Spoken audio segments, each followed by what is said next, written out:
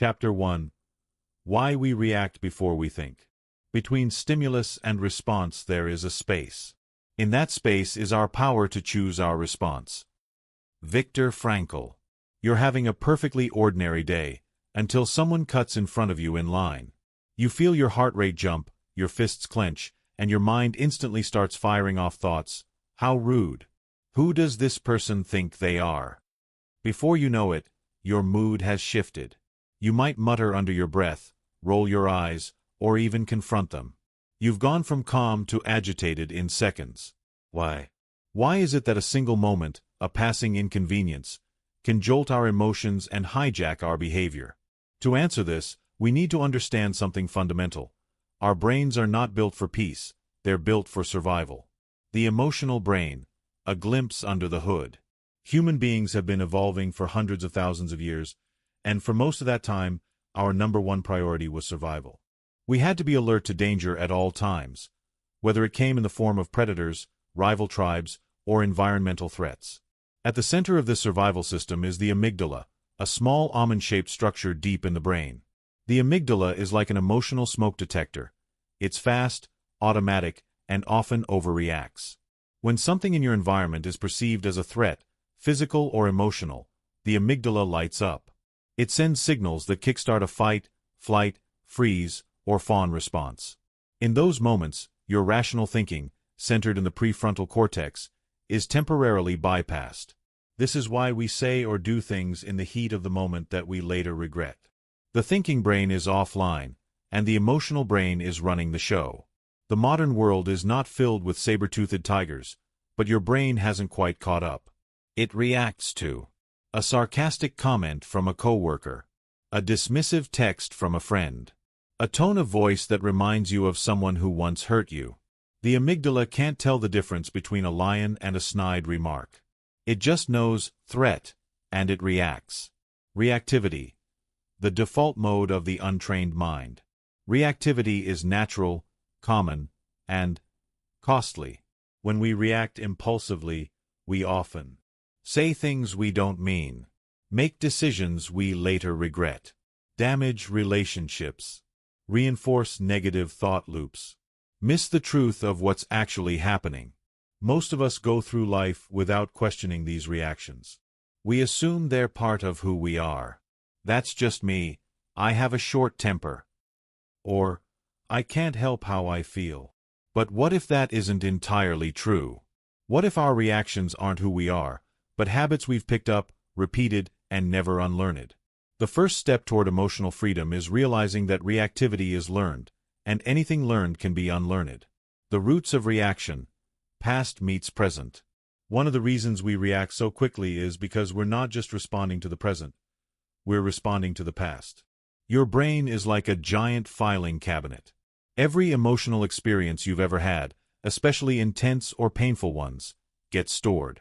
When a current situation resembles a past one, your brain pulls out that file and says, "Last time this happened, we got hurt. Let's react fast." Here's what that might look like. A partner's silence reminds you of being ignored as a child. A critical comment feels like your father's harsh discipline. Being excluded from a group chat echoes middle school rejection. Your body remembers.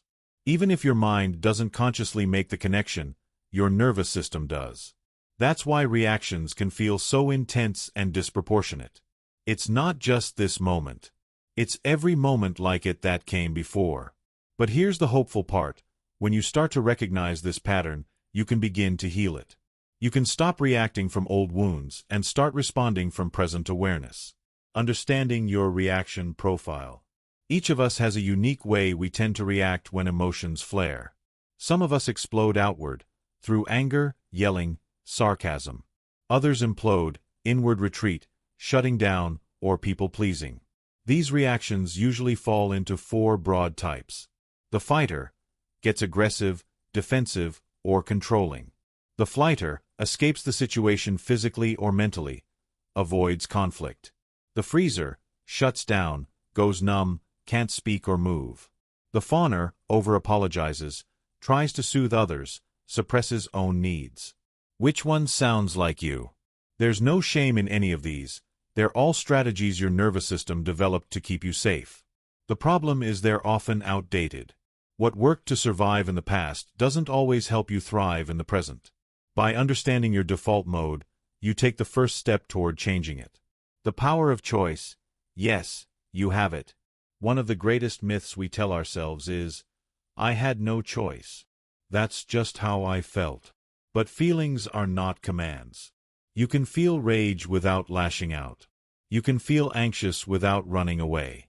You can feel hurt without shutting down. There's always a space, a tiny gap, between emotion and action. Most of us just don't see it. But that space is everything. That space is your freedom. As Viktor Frankl so brilliantly said, in that space is our power to choose our response. You're not a slave to your emotions. You're a human being with awareness, with practice, with power. Training the mind. How change really begins. Reactivity thrives in unconsciousness. It dies in awareness. The more aware you become of your triggers, your patterns, your physical responses, the more power you gain. It's not about never feeling triggered. It's about noticing it sooner, staying with it longer, and choosing your next move wiser.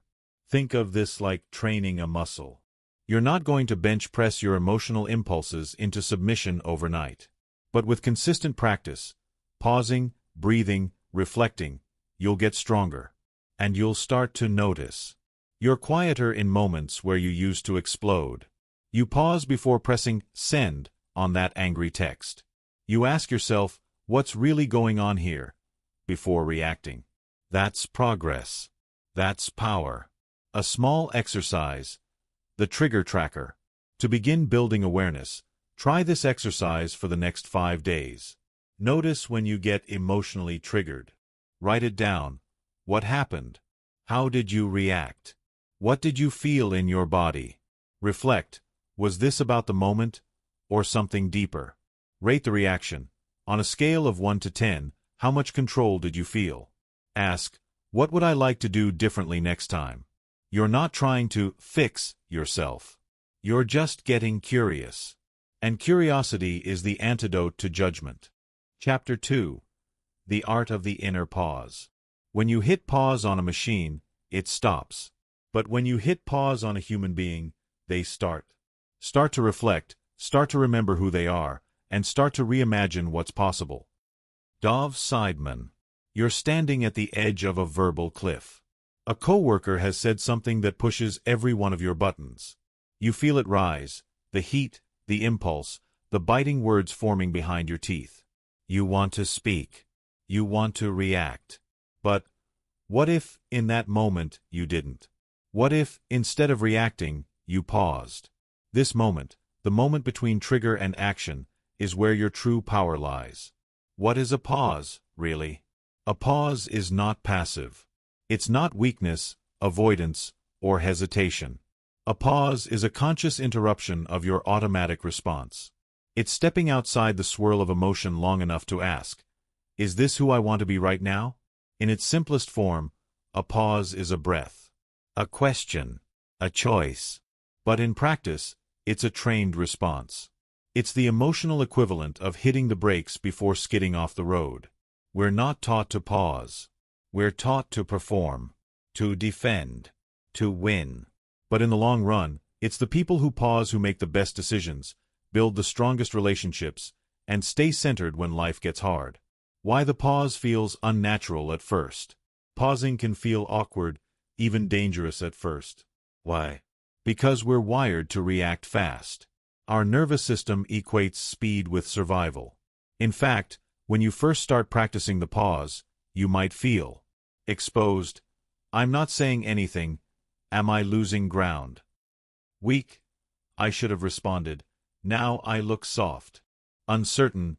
I don't know what to say instead. But these feelings are growing pains. They're not warnings. You're not in danger. They're simply signs that you're moving from reactivity into presence. The pause isn't about silence. It's about clarity. And clarity takes time. Building your internal pause button. Just like training a physical muscle, building your pause muscle requires repetition and patience. It begins with awareness, and evolves into reflex. Let's break this down into 5 practical steps you can start using today. Step 1. Notice the activation. Before you can pause, you have to catch yourself. Start noticing the moment your body shifts into high alert mode. This might look like a racing heart, tightness in your chest or throat, heat rising in your face, rapid, shallow breathing, a loud, looping thought like, "I can't believe they said that." These are your activation cues, signals that your emotional system is about to take the wheel. Your job in this moment is not to change them, just to notice. Naming them creates space. Ah, I'm getting activated right now. This single recognition is powerful. It moves you from unconscious reaction to conscious awareness. Step 2. Interrupt the reaction cycle. Once you notice you're activated, it's time to break the autopilot chain. That's where the pause comes in. A few techniques you can use in real time. Take a deep, intentional breath. Inhale for 4, hold for 4, exhale for 6. This calms your nervous system and slows your response. Mentally say, pause. Literally imagine a red stop sign or a remote control. Interrupt the momentum. Use physical grounding. Press your feet into the floor. Place a hand on your heart. Feel your body. These techniques might only take 5 to 10 seconds, but they open a vital gap between feeling and action. Step 3. Ask the wise question. Now that you've paused, ask yourself this powerful question. What would the calm, grounded version of me do right now? This immediately reconnects you to your higher self, the version of you that acts from values, not wounds. Other versions of this question might be, will this reaction bring me closer to or further from who I want to be? Am I about to express myself, or just discharge emotion? What is actually needed right now? These questions re-engage your prefrontal cortex, the rational, decision-making part of your brain. You're turning on your intelligence, not just your instincts. Step 4. Choose a conscious response. Now that you've bought yourself a moment of clarity, you get to choose. Maybe you speak, but with intention. Maybe you stay silent, but with awareness. Maybe you take a break entirely and return later. Whatever your choice, it now comes from alignment, not adrenaline. Remember, sometimes the most powerful response is no response at all. Not because you're weak, but because you're wise. Examples of conscious responses. I need a minute to process this before responding. Let's revisit this when I've had time to reflect. I'm feeling upset. I want to be thoughtful before continuing. This is not emotional suppression. It's emotional intelligence in action. Step 5. Reflect after the fact. Even if you don't manage to pause in the moment, all is not lost. In fact, the post-reaction reflection is where the real growth happens. Ask yourself, what triggered me? What was my reaction? What would I do differently next time? What did I need in that moment? This reflection builds your pause muscle for next time. Don't expect perfection. Celebrate progress. What happens when you practice the pause? With time and practice, something incredible happens. Your reactions become less explosive. Your relationships become less volatile. Your self-respect grows. You start to feel more grounded, more in control.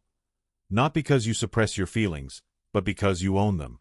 People around you begin to notice. You become the person others go to when they need calm in chaos. You begin to trust yourself in high-pressure situations. And, perhaps most importantly, you stop abandoning yourself in moments of stress. You stay. You breathe. You choose. That's what the pause is all about. Mini practice. The 3-part micro-pause. Here's a quick tool you can use anytime, anywhere. Feel your feet. Anchor into the present by feeling the ground under you. Breathe slowly. Inhale deeply, then exhale longer than your inhale. Ask one question. What would a wise response look like right now? Repeat as needed. This simple practice has saved arguments, soothed anxiety attacks, and even helped people walk away from conflict entirely. common barriers to pausing, and how to overcome them. Let's address some internal resistance you might feel. 1. If I don't react, they'll think I don't care. Reality. Pausing allows you to respond more thoughtfully, which often demonstrates more care, not less. 2. But I'm so angry, I need to let it out. Letting out anger isn't bad, but dumping it impulsively can harm others and yourself. Express it in a way that's conscious, not explosive. 3. It feels fake to pause when I'm upset. The pause isn't about being fake, it's about being deliberate. You're choosing not to let your mood define your message. The long-term payoff: trust, integrity, and inner strength. The more you practice the pause, the more you'll notice a shift, not just in how you respond, but in how you feel inside. You trust yourself more. You feel less like a slave to circumstance. You gain peace of mind knowing you can handle difficult moments. And others will trust you more, too. When people know you won't lash out, withdraw, or react destructively, they feel safer around you. That builds deeper, more meaningful relationships. The pause becomes your emotional home base, a place you return to over and over again. Chapter 3. Naming the Flame, Recognizing Your Emotional Patterns. Until you make the unconscious conscious, it will direct your life and you will call it fate. Carl Jung. Have you ever found yourself overreacting to something small? Snapping at your partner for a harmless comment, shutting down when your boss gives you feedback, or feeling rejected because a friend didn't text back? The emotion hits fast. It feels intense. And afterward, you might wonder, why did that affect me so much? You're not alone. These are not random emotional storms. They are part of a deeper, more complex weather system inside you. To master the art of staying calm, you must first understand what sets your fire ablaze, and more importantly, how to name those emotional flames before they burn out of control. Emotional patterns. The hidden code behind your reactions. Every person has a unique emotional landscape. Like fingerprints, no two are exactly the same. But emotional patterns are formed in similar ways, through repetition, memory, and meaning. Emotional patterns are the repetitive responses we develop to similar situations. They often originate from childhood experiences, past traumas, family dynamics, cultural conditioning, deep-seated beliefs about ourselves. They are the unseen code that governs how we feel and act when life presses our buttons. For example, if you were criticized harshly growing up, you might react strongly to even gentle feedback. If you were often excluded by peers, you may feel deep hurt when left out of a conversation. If love was given conditionally, you might overextend yourself trying to earn affection. These patterns become emotional shortcuts. Your mind and body say, "This feels familiar, let's react the way we always have." The good news? Once you learn to recognize these patterns, you can interrupt them. You can rewrite the emotional code. The emotional trigger loop. Understanding your emotional patterns begins by observing the trigger-response cycle. Trigger: an event, word, gesture, or situation. Interpretation: what your brain makes it mean, usually based on the past. Emotional reaction: how you feel, anger, sadness, fear, etc. Behavioral response: what you do, lash out, withdraw, people please, etc. Consequence: the result of that action, conflict, regret, disconnection, etc. Reinforcement: pattern becomes stronger if unexamined. Example: trigger: a friend cancels plans last minute. Interpretation: I must not be important to them. Emotion: hurt, rejection. Behavior: you don't reply to their texts for days. Consequence: the friendship becomes strained. Reinforcement: you avoid vulnerability in future relationships. Without awareness, this loop runs your life. But once you see it, you can change any part of it. Naming the flame. Emotional vocabulary. Most of us are never taught how to talk about emotions. We lump everything into a handful of words: angry, sad, happy, stressed. But your emotions are more nuanced than that. Learning to name your emotions precisely increases emotional intelligence and reduces reactivity. When you can name what you're feeling accurately, you move from chaos to clarity. Instead of saying, "I'm upset," try, "I feel dismissed." "I'm mad," try, "I feel violated." "I'm sad," try, "I feel forgotten." This subtle shift helps you decode the message your emotions are sending. Because that's what emotions are: data, not directives. They inform you, but they don't have to control you. Here's a powerful practice: the 3-layer flame check-in. When triggered, ask yourself, what am I feeling right now? E.g., hurt, shame, panic, disappointment. Where in my body do I feel it? Chest, stomach, jaw, etc. What story am I telling myself about this moment? E.g., I'm not enough, they don't respect me, I'm going to be abandoned. Write it down. Don't censor it. Just observe. This reflection alone can break the emotional autopilot. The role of core beliefs. Behind every emotional pattern is a core belief. These are deep, often unconscious convictions formed early in life. Common limiting beliefs include: I'm not worthy. I always mess things up. People will leave me. I have to be perfect to be loved. These beliefs act like filters, coloring how you interpret the world. They shape how you feel in response to events and how you react. Example: if your core belief is, "I'm not good enough," then even mild feedback can feel like an attack on your identity. If your core belief is, "I don't belong," then being left out of a group message may stir disproportionate pain. These beliefs are often outdated, formed when you were a child trying to make sense of your world. The adult you doesn't have to keep living by them. But to change them, you have to see them. Emotional archetypes. Recognizing your patterns.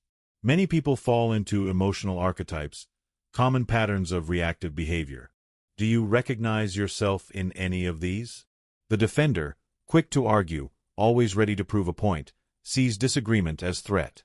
The peacemaker avoids conflict at all costs, buries their feelings, pleases others even at their own expense.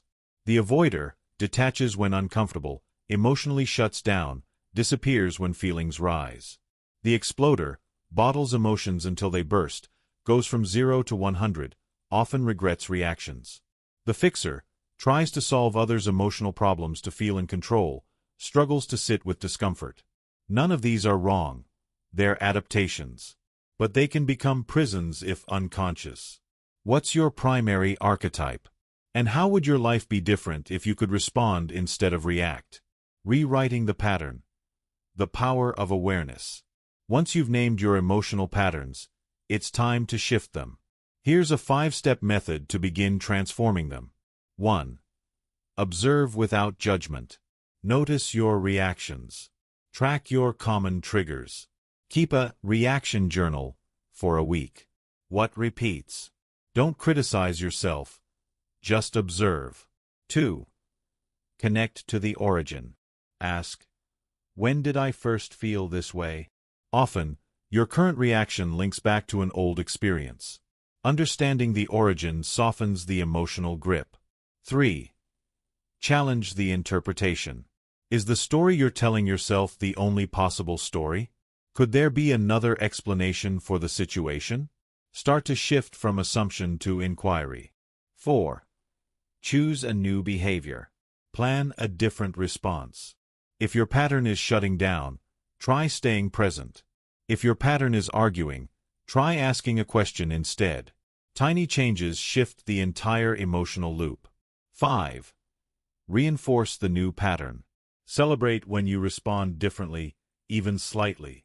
Change isn't about being perfect, it's about being conscious. The more you reinforce awareness, the more natural it becomes.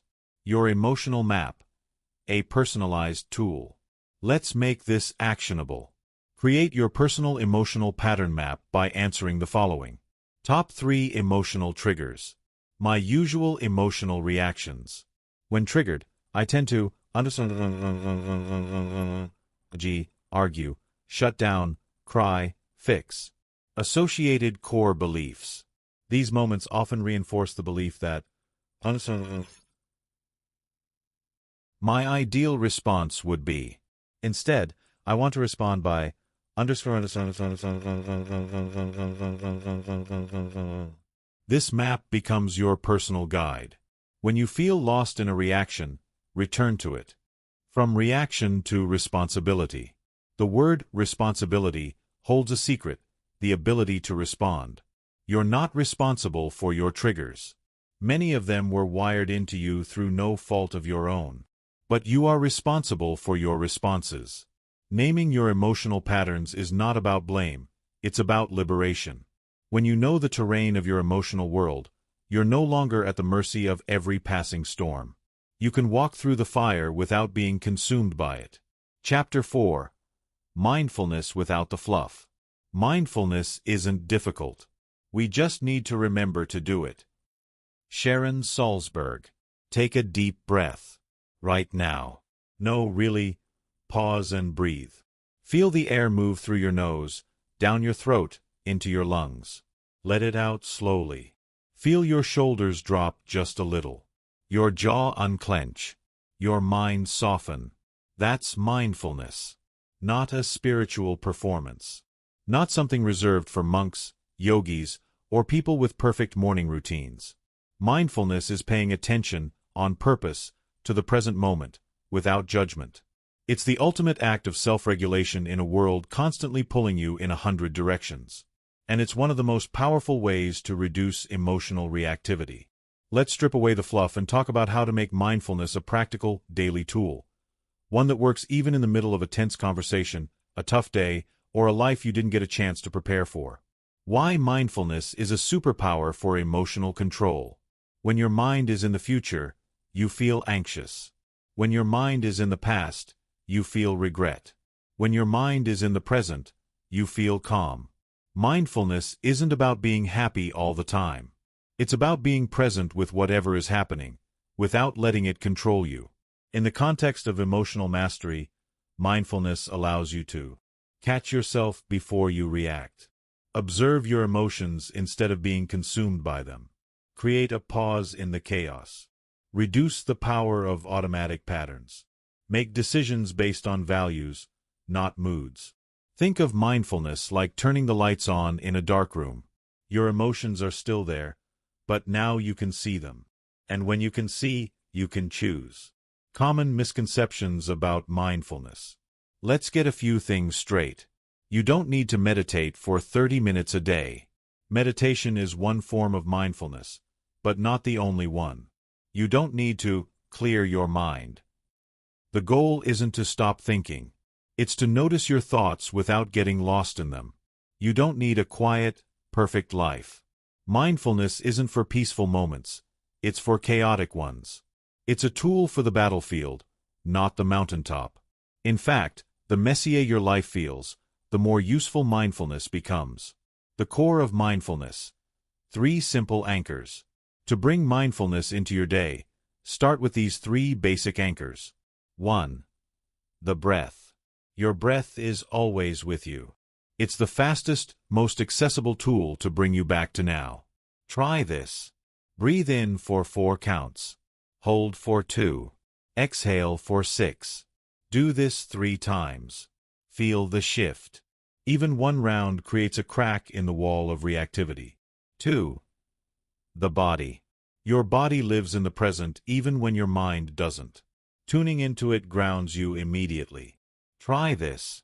Feel your feet on the floor. Notice your hands. Are they tense or soft? Scan your body from head to toe. Where are you holding emotion? This awareness helps you catch emotional tension before it explodes. 3. The senses. Your senses connect you to now. Tapping into them anchors you when your thoughts race. Try this practice, known as 5-4-3-2-1. Name 5 things you can see. Name 4 things you can touch. Name 3 things you can hear. Name 2 things you can smell. Name 1 thing you can taste. This sensory exercise pulls you out of rumination and back into reality. Micro-mindfulness. Bringing presence into real life. You don't need a retreat to practice mindfulness. You need ordinary moments. Here's how to practice micro-mindfulness throughout your day. When you're brushing your teeth, notice the feeling of the brush, the sound, the minty taste, your breathing. Stay with the sensation instead of rushing through. When you're eating, put your phone down. Chew slowly. Notice the texture, flavor, temperature. Enjoy without distraction. When you're walking, feel your feet hit the ground. Hear your surroundings. Observe the way your arms move. Let walking become meditation in motion. When you're listening, really listen. Don't plan your reply. Don't judge. Just receive. Let the other person's words be your object of mindfulness. When you're emotional, place a hand over your heart or stomach. Say inwardly, "This is a moment of discomfort. I'm here for myself." Breathe into the feeling instead of pushing it away. These small moments add up. Each one builds a stronger muscle of attention, presence, and emotional balance. From judgment to observation. Mindfulness is not just about noticing, it's about how you notice. Most of us notice with judgment. Ugh, why am I like this? I'm so dramatic. I shouldn't feel this way. This self-judgment amplifies reactivity. It adds a second layer of pain on top of the emotion you're already feeling. Instead, mindfulness teaches us to notice with curiosity and compassion. Interesting. I'm feeling tight in my chest. Wow, I'm really reactive today. What's going on underneath? This shift in tone is powerful. It turns the spotlight from criticism to inquiry. And inquiry invites healing. Dealing with emotional storms mindfully. It's easy to be mindful when things are calm. The real challenge is staying present when you're emotionally activated.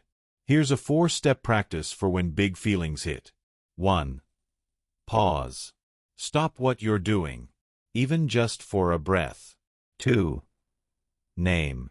Label what you're feeling: anger, fear, shame, sadness, guilt. Naming creates distance. 3. Locate. Where is it in your body? What does it feel like? Hot, tight, numb. 4. Breathe. Inhale slowly.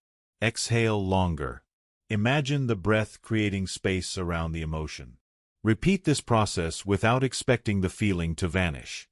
The goal is not elimination, it's containment. You're holding the emotion gently, not letting it run the show. Mindfulness versus distraction. Know the difference. When emotions get hard, it's tempting to reach for distraction. Food, scrolling, work, alcohol, overthinking. But distraction delays healing. Mindfulness brings it closer. Distraction says, "Don't look at that." Mindfulness says, "Look gently. You're safe." That doesn't mean mindfulness is comfortable. It isn't always.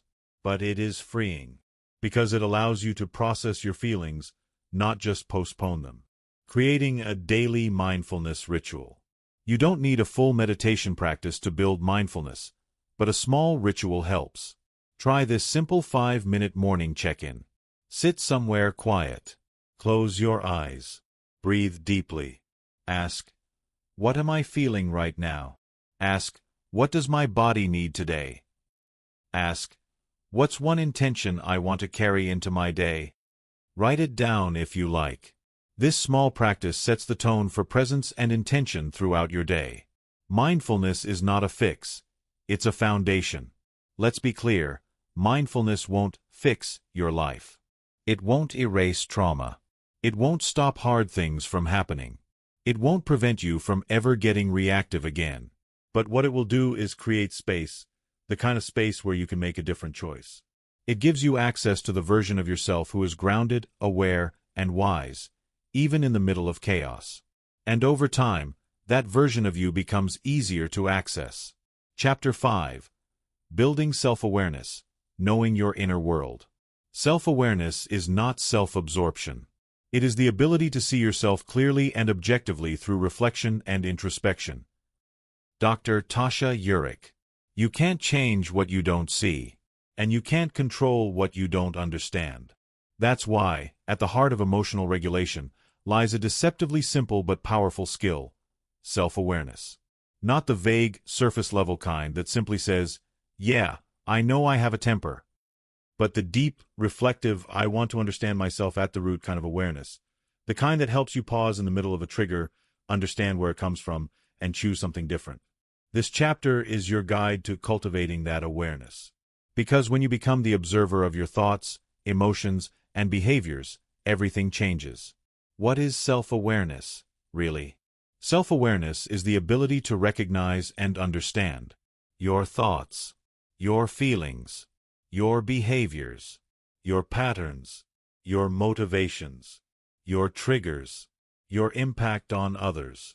It's the mirror you hold up to yourself, not to shame or judge, but to see with clarity. True self-awareness isn't about overthinking or self-criticism. It's about watching yourself with curiosity. It's asking, over and over, "What's happening inside me right now?" That question opens the door to emotional freedom. Why self-awareness is hard, but worth it. Let's be honest. Self-awareness is not always comfortable. Looking inward means confronting truths you may have avoided. That you sometimes hurt people with your reactions. That your anxiety comes from a need to control. That your people-pleasing hides fear of rejection. It can be confronting to admit these things. But the beauty is, once you see them, you're no longer ruled by them. Awareness doesn't mean self-blame, it means self-responsibility. You stop pointing fingers at the world and start saying, "Okay, how can I meet this moment with more clarity and ownership?" That's power. The layers of self-awareness. Let's explore the 3 levels of self-awareness you'll want to cultivate. 1. Emotional awareness. This is the ability to identify and label your emotions as they arise. What am I feeling right now? Is this emotion familiar? What triggered it? Naming emotions takes the charge out of them. Instead of "I'm just mad," you begin to say, "I'm feeling hurt because I felt dismissed." This naming shifts you from reactivity to reflection. 2. Thought awareness. Most of your thoughts run on autopilot. Becoming aware of them helps you spot patterns that fuel emotional storms. What story am I telling myself right now? Is this thought helping me or hurting me?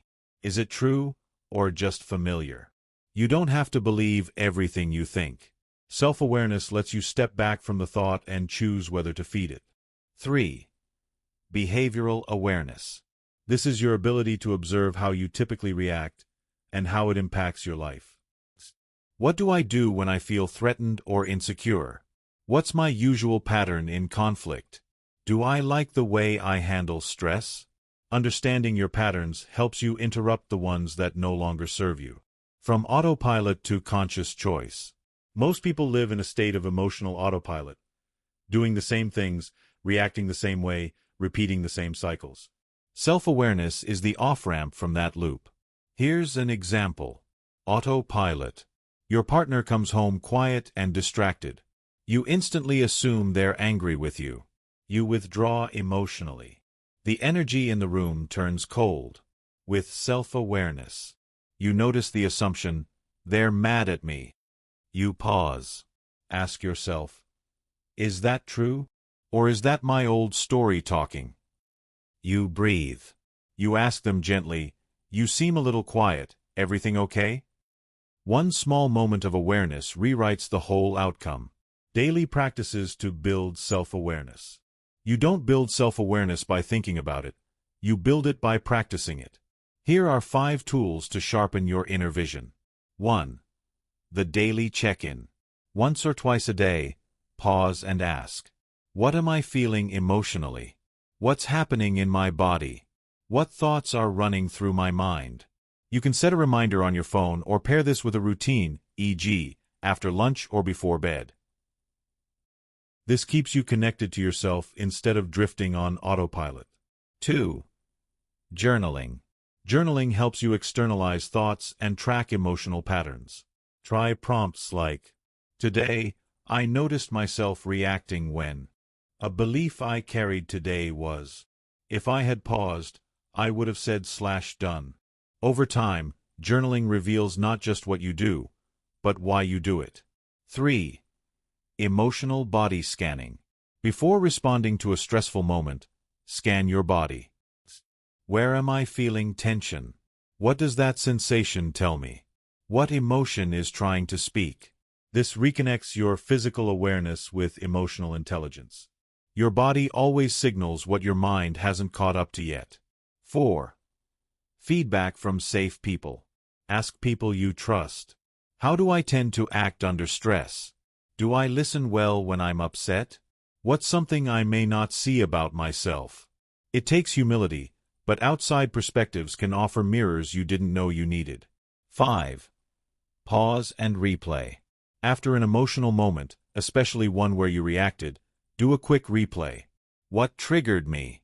What did I feel? What story did I tell myself? What did I do? What would I choose next time? This isn't about guilt, it's about growth. The inner critic versus the inner witness. As you become more self-aware, beware of a common trap, confusing awareness with judgment. The inner critic says, I'm so dramatic. Why am I like this? I messed everything up again. The inner witness says, I'm noticing that I shut down when I feel unheard. Interesting, this reaction feels bigger than the situation. I wonder what part of me was needing protection just now. One judges. One observes. Choose the witness. How self-awareness transforms relationships. As you grow in self-awareness, you'll notice your relationships shifting, because you're no longer projecting, blaming, or defending. You begin to take ownership of your emotions. Communicate more clearly. Respond instead of reacting. Apologize faster and more authentically. Recognize patterns before they spiral. Instead of saying, you made me feel this way, you begin to say, when that happened, I felt hurt because of what I believed it meant. That's a game changer. Self-awareness isn't always pretty, but it's always worth it. Becoming aware of your own emotional world isn't always pleasant. You'll uncover old wounds, patterns you learned in childhood, stories you tell yourself that no longer fit. But that discomfort, it's healing. It's light entering places you've long kept in the dark. And on the other side of it is something powerful. Choice. You can't control every thought or feeling, but you can see them. And seeing is what gives you freedom. The most important relationship you'll ever have. Here's the truth. The relationship you have with yourself sets the tone for every other relationship in your life. If you're disconnected from your emotions, you'll struggle to connect with others. If you're not honest with yourself, it's hard to be authentic with others. If you don't know what you need, you can't ask for it clearly. Self-awareness is self-intimacy. It's the beginning of true self-trust. And from that place, you stop reacting out of fear. You start responding from clarity. You become the person who isn't knocked over by every wave. You are the still waters beneath the storm. Chapter 6. Reframing reality. Shifting negative thoughts. Change your thoughts and you change your world. Norman Vincent Peale. Your mind is a storyteller. Right now, as you read this sentence, it's constructing a narrative, not just about these words, but about your life, your worth, your relationships, your future. Every day, your brain weaves interpretations from raw experience. This is good. That was unfair. I always mess up. They don't respect me.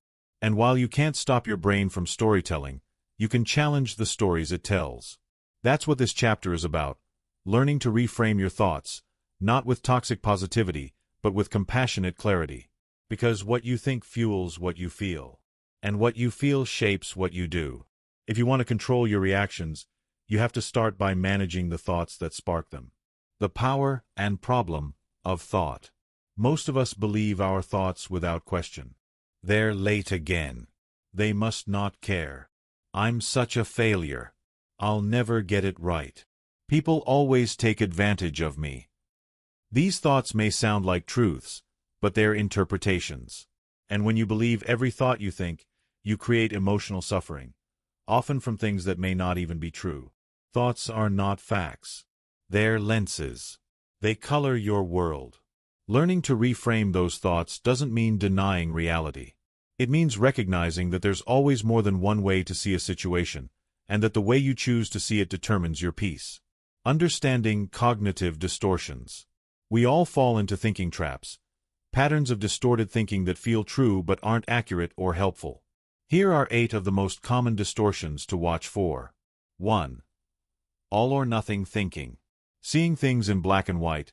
If I fail once, I'm a total failure. 2. Catastrophizing. Expecting the worst-case scenario. If they don't call back, the relationship is over. 3. Mind reading. Assuming you know what others think. She didn't smile, she must be mad at me. 4. Personalization. Blaming yourself for things outside your control. They're in a bad mood, what did I do wrong? 5. Overgeneralization. One bad moment becomes a life pattern. I never get anything right. 6. Labeling. Using harsh labels for yourself or others. I'm lazy. He's a jerk. 7.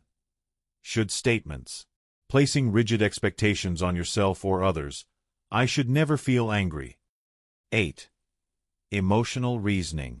Believing something is true because you feel it. I feel rejected, so they must not like me. Reframing begins with noticing when you fall into these traps, and gently stepping out of them. The ABC model of thought. Psychologists use the ABC model to explain how thoughts affect emotions. A. Activating event. What happens? B. Belief. What you think about it. C. Consequence. How you feel and react. Most people think a cause is C, but it's actually B, the belief, that drives your reaction.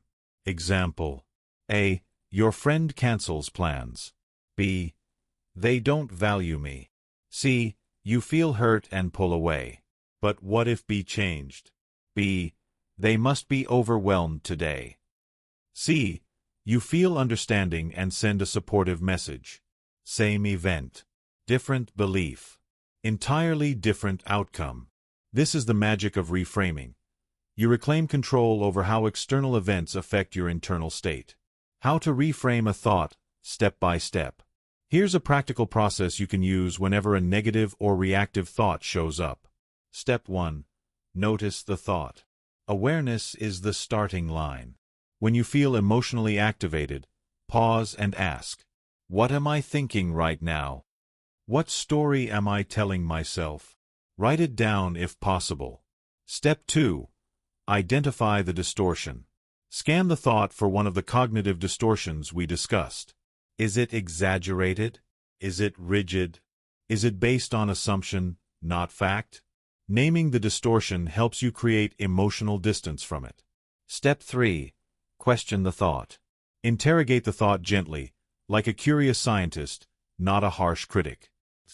Is this 100% true? What evidence do I have for and against it? Could there be another explanation? What would I say to a friend thinking this? Often, this is enough to break the emotional grip of the thought.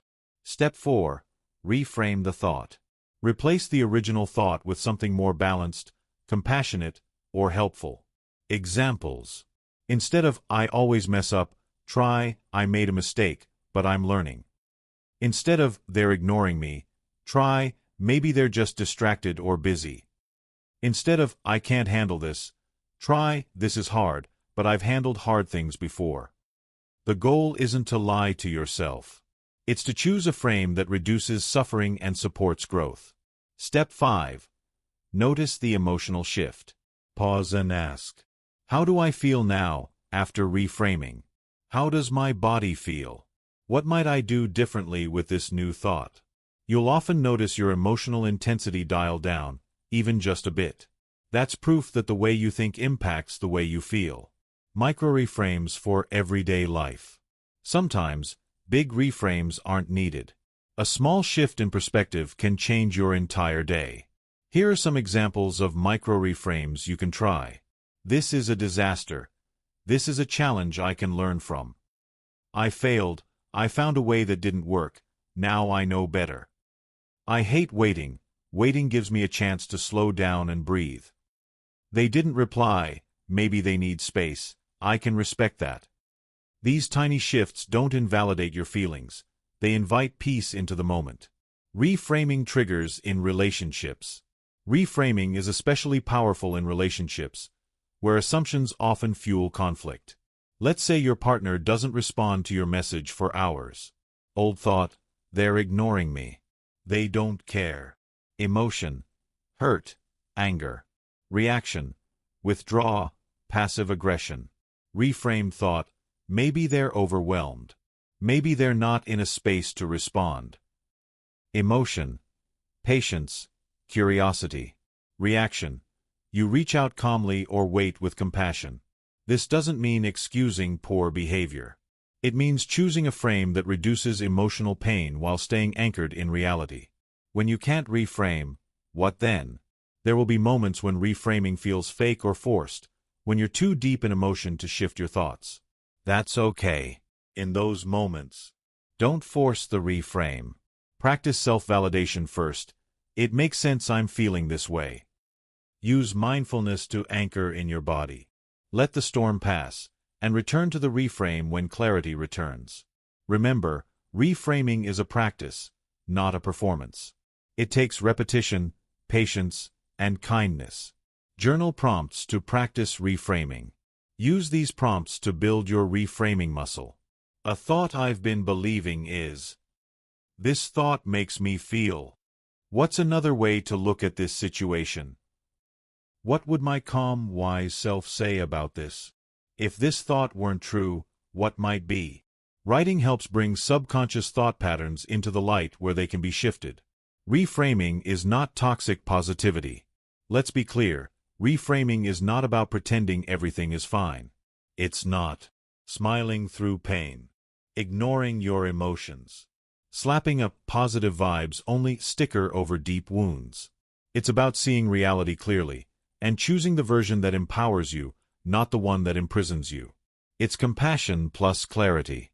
That's what makes reframing a healing practice. Chapter 7. Empathy and Compassion, Responding to Others with Grace. Whenever you are about to find fault with someone, ask yourself the following question. What fault of mine most nearly resembles the one I am about to criticize? Marcus Aurelius.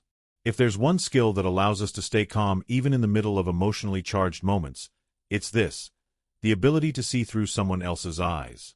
To step outside your own ego, your own pain, your own assumptions, and understand what might be happening for them. This is empathy.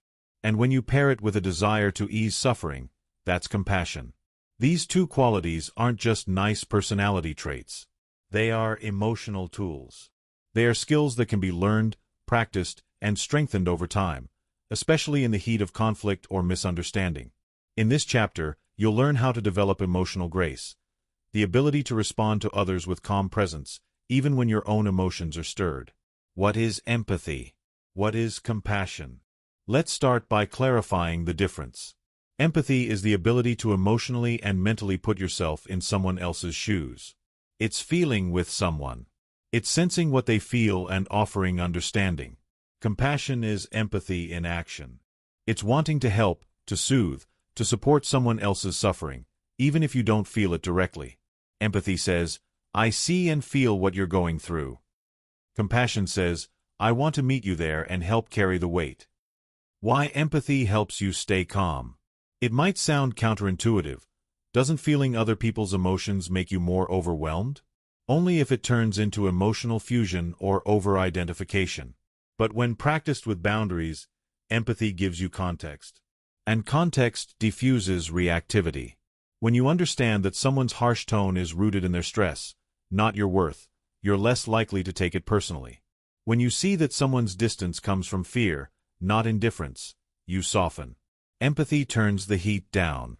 It reminds you, this isn't just about me. The empathy gap in conflict. Here's what usually happens when we're upset with someone. We focus only on our experience, our pain, our perspective, our unmet needs. We expect others to understand us, but we don't offer the same courtesy in return. This creates the empathy gap. It looks like, they never listen to me, but do I truly listen to them? They're so inconsiderate, but have I asked what's happening in their world? They overreacted, but have I considered their triggers or past experiences?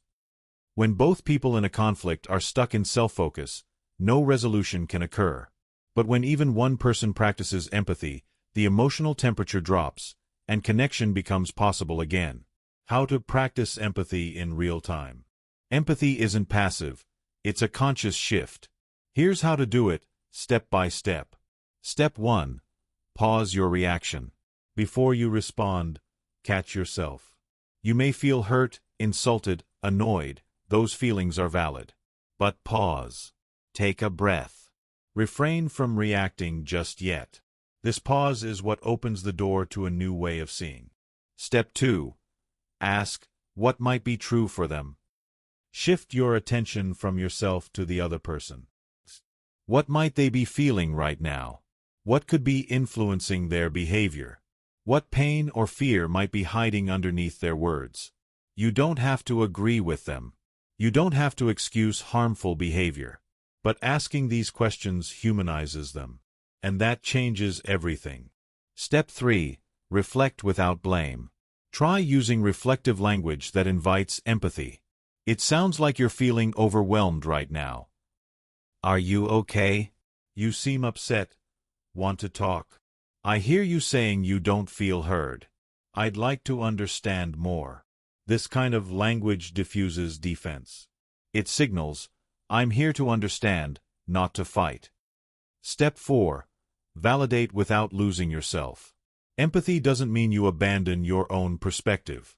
You can validate someone's feelings without agreeing with their actions or beliefs. Try saying, I can see why that would upset you. That makes sense based on what you're going through. You're allowed to feel that way.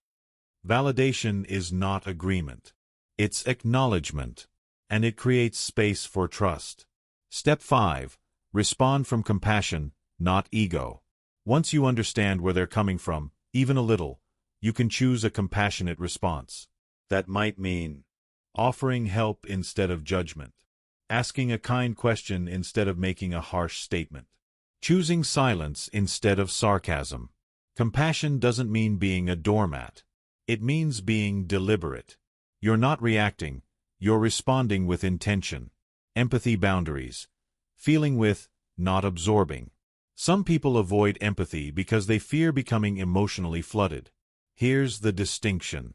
Empathy is a bridge, not a merger. You can acknowledge someone's sadness without carrying it. Witness someone's anger without absorbing it. Validate someone's fear without becoming fearful. Protect your own energy while still holding space for others. Try this visual. Imagine yourself standing beside someone in the rain, holding an umbrella with them, not taking the storm on yourself. Self-compassion, the missing link. You cannot extend genuine compassion to others if you don't also practice it with yourself.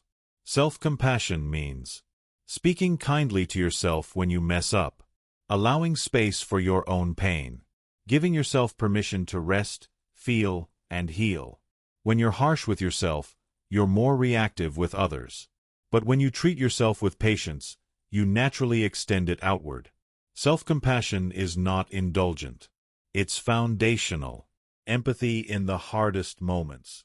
Empathy is easy when people are kind. It's hardest, and most important, when people are not. It's hard to be empathetic when someone is yelling at you. Someone has betrayed you. Someone is emotionally shut down. In these moments, try asking, what must this person be carrying that makes them act this way? What pain are they hiding behind their behavior? How can I protect my boundaries while also seeing their humanity? Empathy does not mean staying in harmful dynamics, but it allows you to exit with grace instead of rage. It lets you leave a situation clear-headed, not consumed by bitterness. Compassion in action. What it looks like. Compassion is not just how you feel, it's what you do. Examples of compassionate action. Taking a deep breath and giving someone space instead of snapping back. Checking in on a friend who's been distant instead of resenting them. Offering help even when you're tired, without sacrificing yourself. Sometimes compassion means staying. Sometimes it means walking away. Always, it means acting with care and integrity, for others and for yourself. Journal prompts to build empathy. Try reflecting on the following. Who have I been judging lately? What might they be feeling? What story have I been telling about someone? Could there be another side? How can I respond with more understanding in my most challenging relationship? Where am I lacking compassion, for myself or others? What does it mean to hold empathy with boundaries? Writing allows you to explore empathy even when you're not ready to feel it in the moment. Empathy and emotional mastery. The link.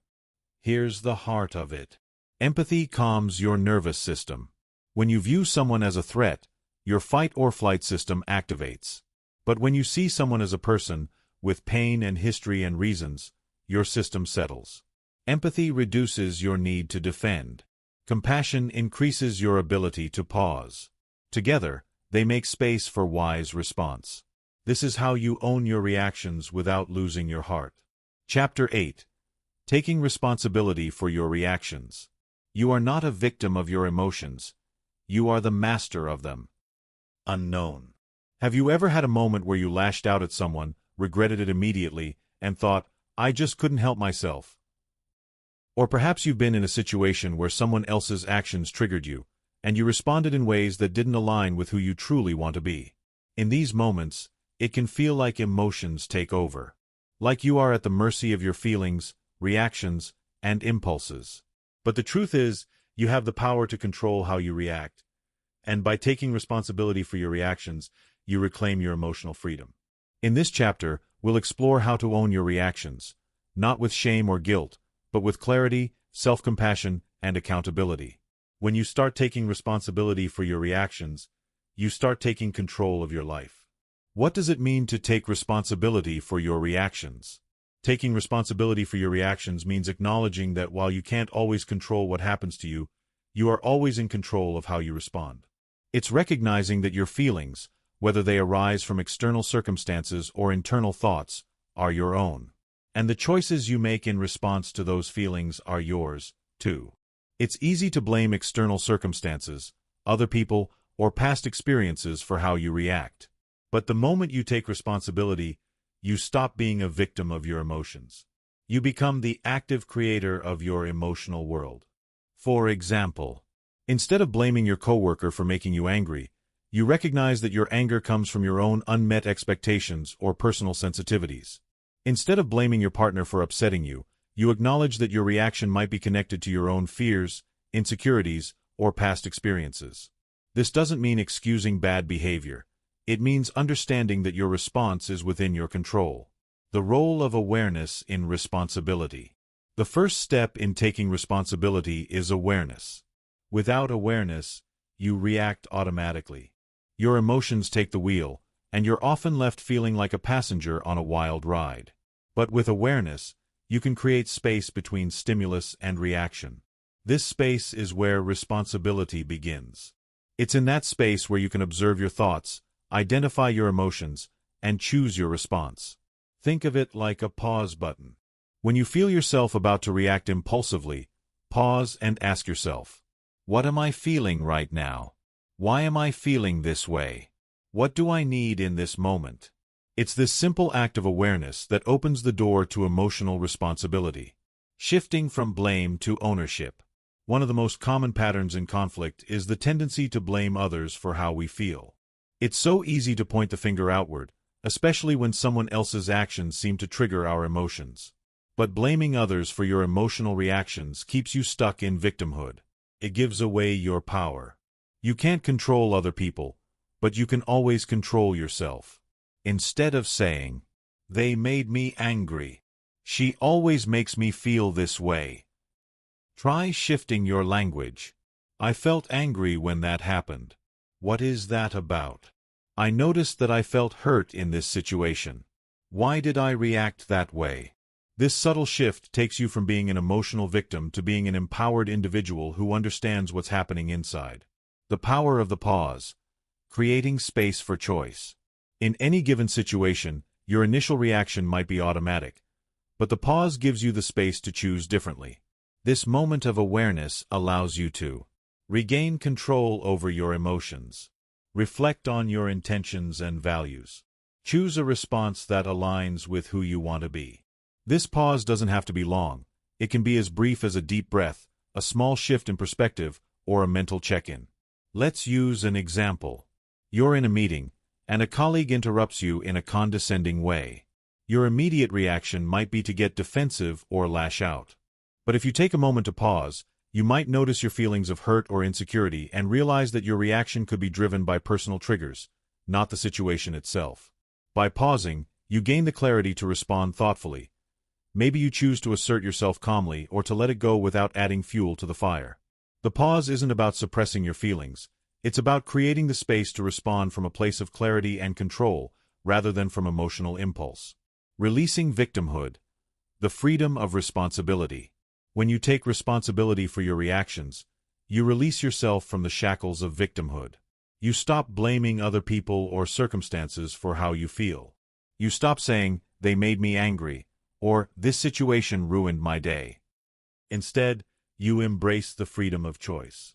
For example, when someone cuts you off in traffic, instead of immediately thinking, "I can't believe they did that to me," you might pause and think, "This person's actions are out of my control, but I can control my response. I can choose to remain calm." When a friend cancels plans last minute, rather than feeling disappointed and angry, you can think, "This isn't ideal, but it's not personal. I can choose to make the best of my time." Taking responsibility means you are in the driver's seat of your emotions. You are the one deciding how to respond to life's challenges, not the other person or the circumstance. Understanding the roots of your reactions. To truly take responsibility for your reactions, it's essential to understand where they come from. Our emotional responses are often linked to past experiences, beliefs, and unresolved wounds. Let's break this down. 1. Past experiences. Many of your reactions are influenced by past experiences that were painful or traumatic. For instance, if you had a controlling parent, you might be triggered by anyone who seems to assert authority over you. Or if you were hurt by a close friend, you might overreact when someone forgets a commitment. When you understand that your reaction is rooted in past experiences, you can begin to separate the current situation from the emotional memory attached to it. 2. Beliefs about yourself. The way you view yourself also plays a huge role in how you react. If you have a deep belief that you're unworthy or undeserving, you might react strongly to situations where you feel criticized or dismissed. This belief fuels defensiveness and overreactions. By exploring your beliefs about yourself, you can start to recognize the stories you're telling yourself and how they shape your emotional responses. 3. Unresolved wounds. Unhealed emotional wounds can also trigger intense reactions. If you've been hurt in the past and haven't fully processed that pain, it's easy for new experiences to trigger those old emotions. You may find yourself overreacting to a situation that's only tangentially related to the original wound. Healing these emotional wounds allows you to respond with a clear, present mind, free from the influence of past pain. Tools for taking responsibility. Here are a few tools and practices that can help you take responsibility for your reactions. 1. Self-inquiry. Ask yourself questions to explore the roots of your emotions. Why am I reacting this way? What is this reaction really about? Is there something from my past that is influencing how I feel right now? By digging deeper, you can separate the current situation from old wounds and move toward more thoughtful, balanced responses. 2. Practice self-compassion. When you take responsibility for your reactions, it's important to do so with self-compassion. Don't beat yourself up for overreacting or feeling triggered. Instead, acknowledge that it's part of being human. Say to yourself, "It's okay to feel this way. I'm learning, and I can do better next time." Self-compassion helps you release shame and guilt, which only keep you stuck. It allows you to grow and move forward without judgment. 3. Journaling. Writing helps you process your emotions and understand your reactions. After a triggering experience, journal about what triggered you, how you reacted, why you think you reacted that way, what you would have preferred to do instead. This practice helps you gain insight into your patterns and prepares you for better responses in the future. The benefits of taking responsibility for your reactions.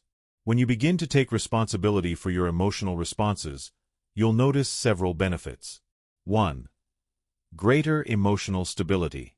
Instead of feeling tossed around by every passing storm, you'll develop an emotional foundation. You'll learn to weather challenges with more grace and poise. 2. Stronger relationships. When you own your reactions, you stop blaming others for your emotional state. This creates more trust, communication, and mutual respect in your relationships. 3. Increased self-esteem. Taking responsibility for your reactions reinforces the idea that you're in control of your life. You stop feeling like a victim, and instead, you start to believe in your power to shape your experiences. 4. More peace of mind.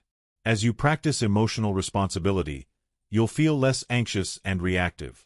You'll be able to navigate difficult situations without being overwhelmed by your emotions. Chapter 9. Building Emotional Resilience. How to Bounce Back Stronger. Resilience is not about avoiding the storm, but learning how to dance in the rain. Unknown. Life is full of challenges, unexpected setbacks, disappointments, and emotional storms. Whether it's a personal loss, a difficult breakup, a job setback, or just a day where everything seems to go wrong, there will always be moments when life feels overwhelming. But here's the truth: your ability to bounce back from those challenges, that's resilience. Emotional resilience isn't about being invulnerable to hardship. It's not about avoiding pain or pretending to be fine when you're not. It's about building the strength to face adversity with grace, flexibility, and a sense of purpose. In this chapter, we'll explore what emotional resilience is, why it matters, and practical steps you can take to build your own emotional resilience so that you can navigate the ups and downs of life without being broken by them. What is emotional resilience? Emotional resilience is the ability to adapt to adversity, bounce back from setbacks, and recover from difficult experiences in a way that maintains your emotional well-being. Being emotionally resilient doesn't mean that you won't experience pain, sadness, or disappointment. It doesn't mean that you can avoid stressful or difficult situations. What it does mean is that you have the inner strength to cope with and recover from those situations without letting them define you or derail your progress. Emotional resilience is like an emotional muscle. The more you exercise it, the stronger it gets. And just like physical resilience, it requires training, patience, and practice. The importance of emotional resilience. Emotional resilience is crucial for several reasons. Stress management. Resilient people are better able to manage stress without becoming overwhelmed. They can see challenges as opportunities for growth, not insurmountable obstacles. Bounce back from failure. Life is full of failures, both big and small. Resilience allows you to recover from setbacks, learn from your mistakes, and keep going with a renewed sense of purpose. Emotional balance. When you build emotional resilience, you develop the ability to maintain emotional balance during difficult times. You don't let your emotions control you. You can acknowledge and process them without letting them dictate your actions. Improved relationships. Resilience doesn't just help you weather your own storms, it helps you support others during theirs. When you can stay grounded in your own emotions, you can offer empathy and support to the people around you, strengthening your relationships. Increased confidence. Resilience builds self-trust. The more you face challenges head-on and overcome them, the more you believe in your ability to handle whatever comes next. The key components of emotional resilience. Emotional resilience is a multifaceted skill, and it includes several key components that work together to strengthen your ability to cope with adversity. 1. Self-awareness. Knowing yourself is the foundation of resilience. When you understand your emotional triggers, strengths, and weaknesses, you are better equipped to handle stress and setbacks. Self-awareness helps you recognize when you're slipping into unhealthy patterns and gives you the opportunity to choose a more balanced response. 2. Self-regulation. Self-regulation is your ability to manage your emotions and reactions in a healthy way, especially when under pressure.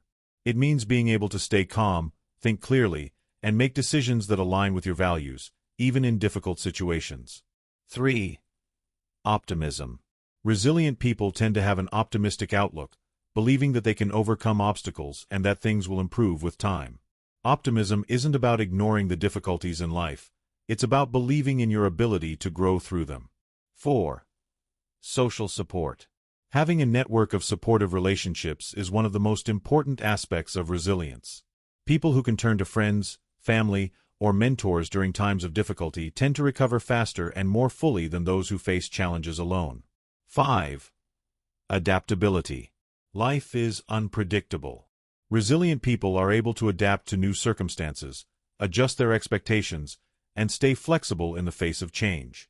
They view challenges as opportunities to learn, grow, and improve, rather than as threats to their well-being. 6. Purpose and meaning. People who have a clear sense of purpose or meaning in life are more likely to persevere through hardship. This can be a sense of personal mission, a desire to help others, or a deep belief in a cause or spiritual practice. Having something to strive for gives you the strength to keep moving forward, even when things get tough. How to build emotional resilience. Building emotional resilience is an ongoing process that requires effort and practice. Here are some concrete steps you can take to strengthen your emotional resilience and build the mental and emotional muscles to handle life's challenges with grace. 1. Cultivate a growth mindset. A growth mindset is the belief that your abilities, intelligence, and skills can grow and improve with effort, practice, and perseverance. This mindset is key to emotional resilience because it allows you to view challenges and setbacks as opportunities for learning, rather than as insurmountable failures. Practice. Instead of thinking, "I'm just not good at this," try saying, "I'm still learning. I can improve with practice." Reframe failures. When you experience failure or setbacks, ask yourself, "What can I learn from this?" rather than dwelling on the disappointment. Focus on effort, not results. Celebrate the process of learning and growing, not just the outcomes. 2. Develop emotional awareness. Building resilience starts with understanding your emotions. The more aware you are of how you feel in different situations, the better you'll be at managing those emotions in a healthy way. Practice mindfulness. Mindfulness allows you to observe your thoughts and emotions without judgment. This awareness helps you separate your feelings from your reactions and choose a more balanced response. Journaling. Writing down your thoughts and feelings helps you process difficult emotions and understand why you feel the way you do. Self-reflection. After difficult experiences, take time to reflect on your emotional responses. What triggered you? How did you react? What could you do differently next time? 3. Strengthen your self-regulation. Self-regulation is about managing your emotions in real time, particularly during stressful or emotionally charged situations. Here are some strategies to strengthen your ability to stay calm and clear-headed under pressure. Deep breathing. Slow, deep breathing activates the parasympathetic nervous system, which helps you relax and calm your body during stressful situations. Grounding techniques. When you feel overwhelmed, practice grounding exercises like focusing on the sensations of your feet on the ground or the feeling of your hands in your lap. Pause before reacting. When you feel triggered, take a moment to breathe and center yourself. This pause creates the space to choose a response that's aligned with your values, rather than reacting impulsively. 4. Build a support network. Having a strong support system is critical to resilience. Leaning on trusted friends, family, or mentors during difficult times can help you process emotions, gain perspective, and feel understood. Reach out for support. Don't be afraid to ask for help when you need it. Vulnerability is a strength, not a weakness. Be there for others. Building emotional resilience also means being a source of support for others. Helping others through their challenges strengthens your own resilience as well. Join groups or communities. Whether it's a support group, a spiritual community, or a professional network, connecting with others who share your values and goals provides a sense of belonging and emotional security. 5. Practice self-compassion. Self-compassion is one of the most important components of emotional resilience. When you treat yourself with kindness and understanding, even in times of failure or hardship, you build a solid foundation for recovery. Be gentle with yourself. When you make mistakes or face setbacks, treat yourself with the same kindness you would offer to a close friend. Acknowledge your pain. It's okay to feel hurt, sad, or frustrated. Recognize your emotions without judgment and allow yourself time to process them. Focus on progress, not perfection. Resilience isn't about being perfect. It's about continuing to move forward, even when things don't go as planned. 6. Focus on meaning and purpose. Having a sense of purpose or meaning in life can provide the strength to push through tough times. Whether your purpose comes from your work, relationships, spirituality, or a larger mission, having something to strive for gives you the motivation to keep going. Define your values. Take time to identify what matters most to you, whether it's family, creativity, service, or personal growth. Let these values guide your decisions and actions. Set meaningful goals. Break down your long-term vision into smaller, achievable goals.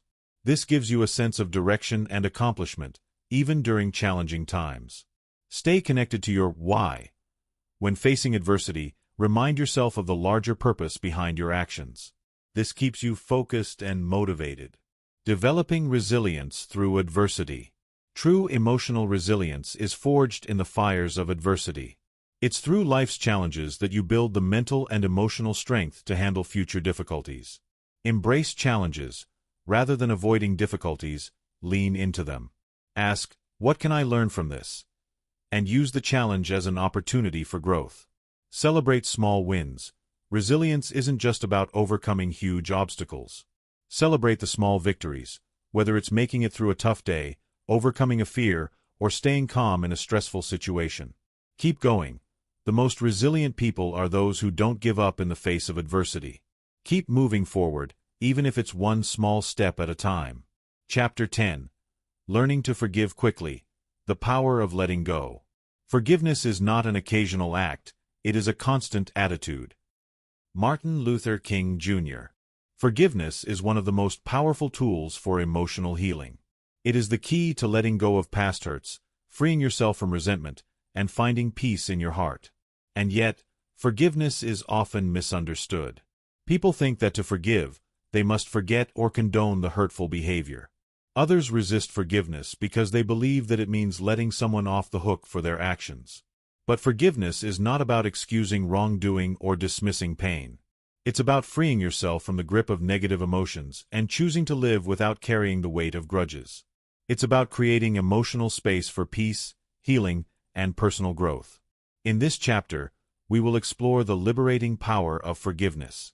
You will learn how to forgive others, and yourself, quickly, how to let go of the emotional baggage that holds you back, and how forgiving can lead to greater emotional resilience and inner peace.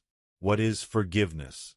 Forgiveness is a process, an internal shift, that allows you to release negative emotions tied to an offense, whether it was intentional or accidental.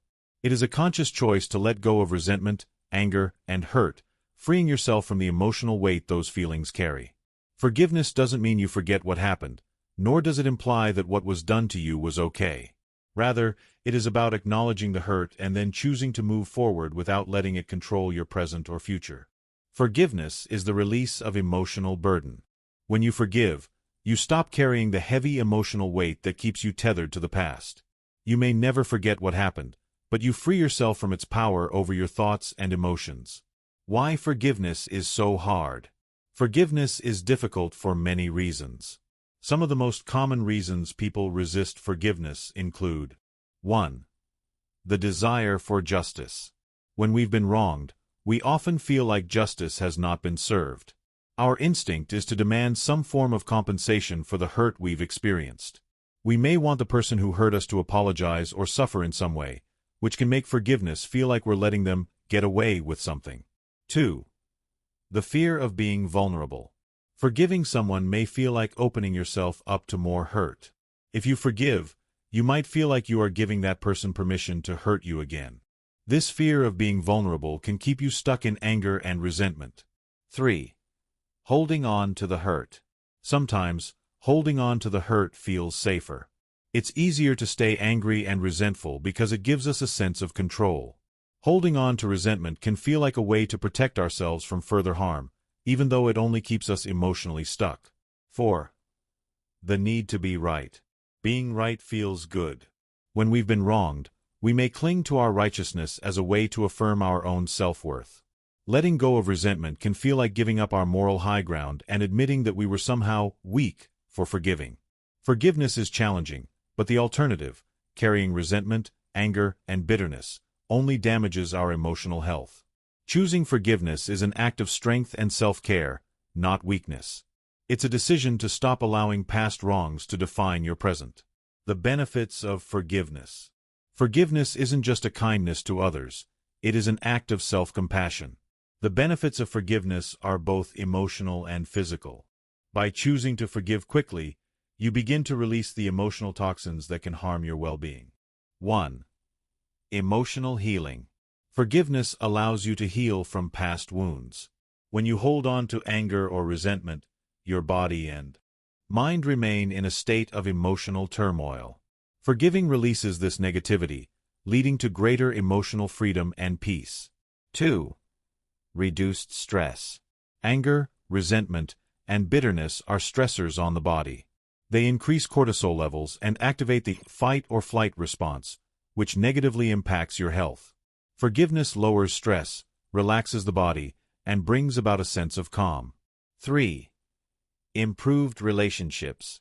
When you forgive, you free yourself from toxic emotional patterns. This shift not only benefits your mental and emotional health, but it also strengthens your relationships. People are more likely to respond to kindness and compassion, creating deeper trust and intimacy. 4. Increased emotional resilience. Forgiveness builds emotional resilience.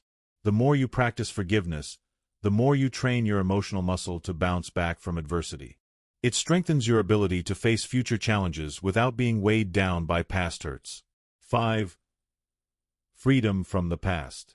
Forgiving others allows you to free yourself from the past. When you hold on to resentment, you keep yourself tethered to experiences that are long gone.